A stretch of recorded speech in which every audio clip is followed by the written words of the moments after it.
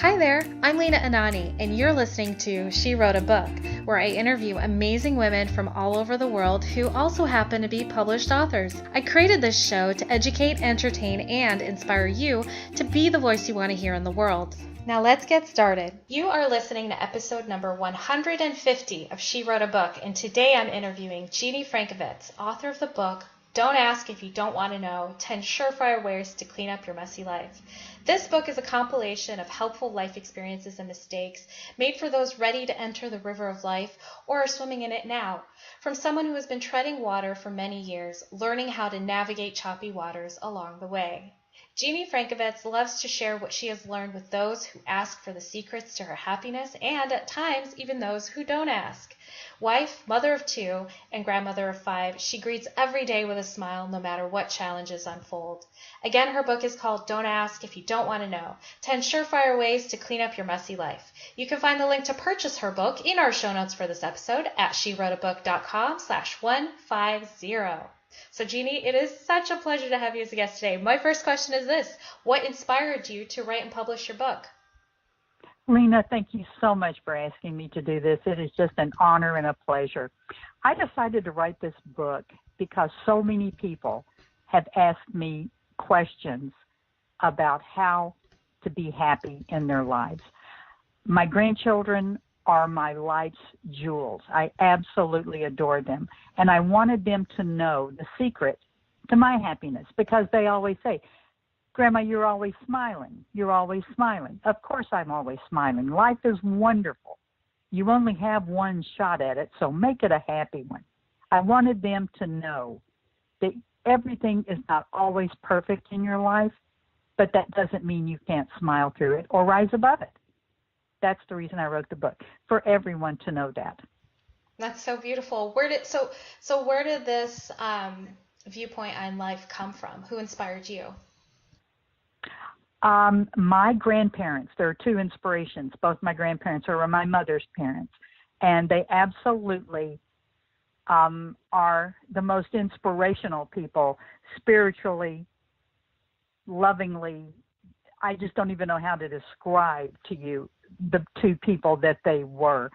They were continually happy, loving, caring. He was a minister and she was a minister's wife. They lived their faith without, and if you'll pardon this expression, cramming it down everyone's throat. He always said, you should never have to tell anyone how you feel because they should know by the way you act. And that meant something to me very deeply. I don't have to tell anyone how religious I am. I believe if you are a religious type person and spiritual, it's going to come out in the way you act and the way you present yourself to others. And that's what they did. They did not always have a sparkling life. They didn't have a lot of money. They didn't have a lot of material things, but they were the 2 happiest people I've ever known and persevered through everything, all of life's issues. Those 2 made it. That's awesome. I love that.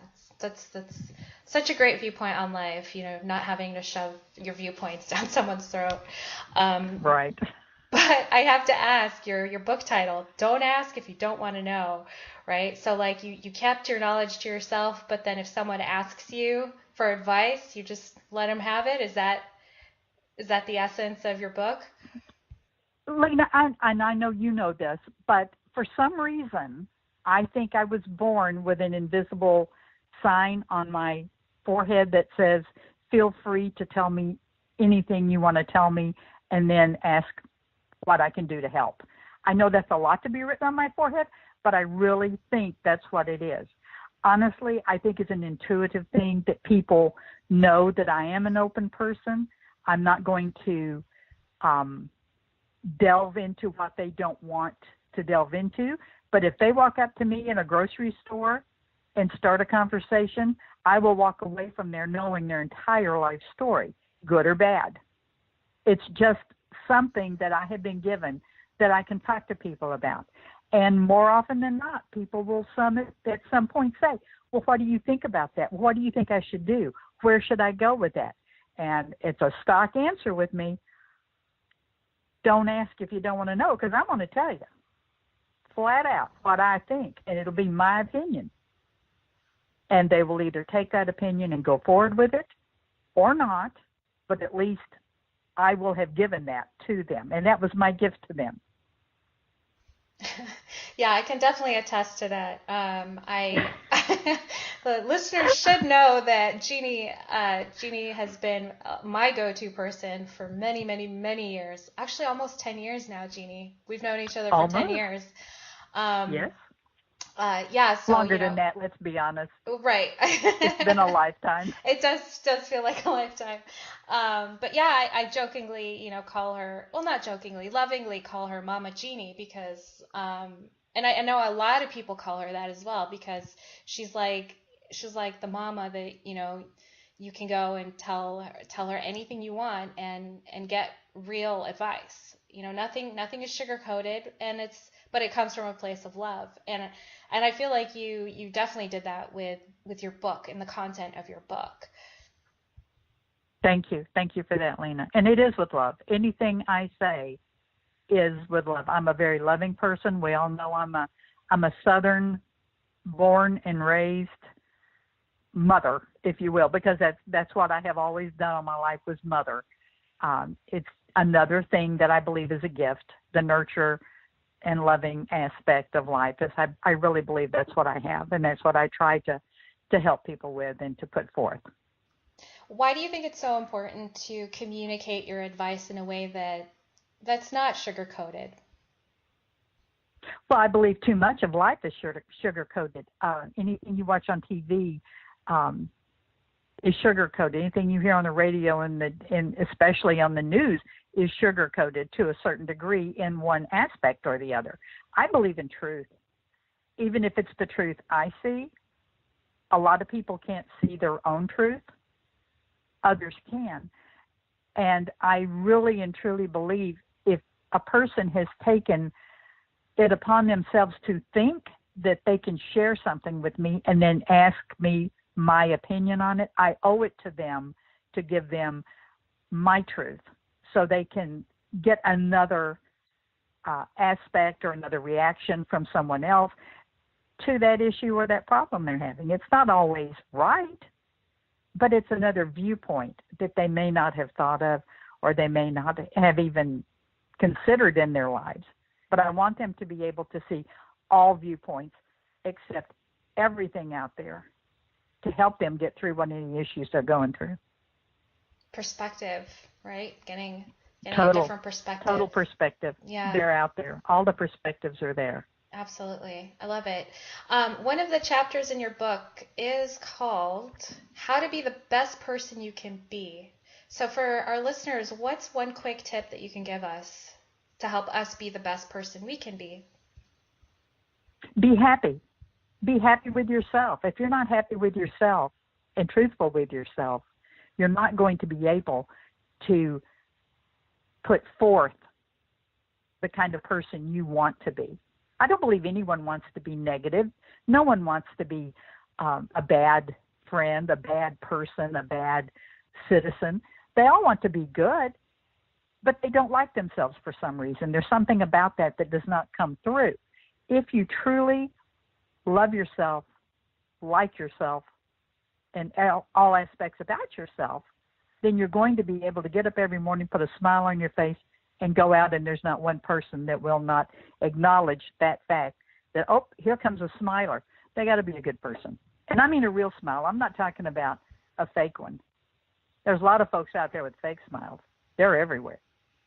But if you put a real smile on your face, find one thing that makes you happy in the morning. If it's looking at your pet, your husband, your child, not necessarily in that order, a flower, a song, whatever makes you happy will really put a smile on your face. Open your eyes in the morning and think of that thing. And then wake up with a smile. Before you ever get out of bed, wake up with that smile. Go forth throughout the day and smile as much as you can. That is an amazing tip. I love that. I practice something similar to that, and it totally changes the way my day goes. You know, every Oh, it morning does. I do this love and gratitude meditation where I send love and gratitude to every single person I know in my life. And I start off with Monkey, my pet, because he Yes. just like activates that for me. Like he's the one I love the most in the whole wide world. And so like it just And I know activates Monkey, it. and I can understand that. He is a sweet little baby. He's so great. And then just like it totally puts, like, even if I wake up cranky, doing that totally changes the way I perceive the day, the way I go into my day. And I agree, putting a smile on your face is a great way to start the day. Great advice. And it's not always the easiest thing to do. I don't wake up happy every morning. I don't wake up. Sometimes I wake up and my back is hurting so bad, or my hip is hurting. I really think, if I could just lay here all day, I think it would be all right.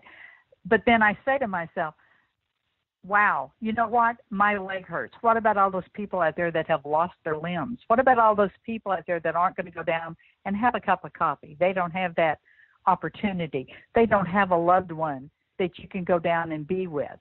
They don't have children. They don't have animals. They don't have a life. They don't even have a home. How can I not be happy with what I have? It is, yeah. So it's easy to find one small thing. Oh, it's the same as if you're unhappy. Well, okay, fine. Wallow in your little self-pity for a little while. Have your pity party. It's what I always tell my kids. Go ahead and have your pity party. You got 10 minutes. After that, look around you, because somebody else is in worse shape than you are. Somebody else has got more problems than you do. Somebody else doesn't have as much money as you do. So you go ahead and feel sorry for yourself for a little while, but then concentrate on what you can do for others to help their lives too. Beautiful. And speaking of helping others, Jeanie, my last question is this: what do you love most about being an author? I love sharing my experiences on the off chance that one of those experiences will touch another person. And if it touches one other person, my job is done.